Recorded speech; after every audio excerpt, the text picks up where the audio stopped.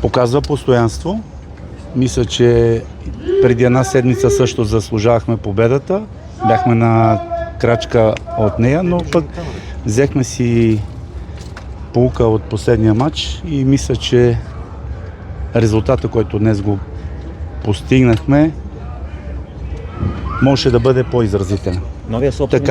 Така че поздравявам нашите футболисти, треньорското ръководство и нашия 12-ти играч, нашата прекрасна Лудогорец публика. загуби по-рано днес. Можем ли да поздравим вече с шампионство? Ние не гледаме какво правят Лудогорец или някой друг отбор.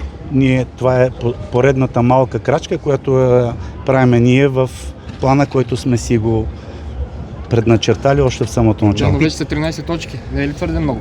Колкото толкова. Питаме ви, Кой е казал Мечо Пух, колкото повече, толкова защото повече. вчера Наско Сираков малко прибързано, може би, обяви или плотна емоция беше. Ми, Каза, шампиони сме или? Ами, по начина, по който играем и побеждавам, мисля, че ще бъдем шампион. Новия собственик, какви бяха първите му думи, какво си казахте след победа, защото мисля, че той мина набързо, тук не говори.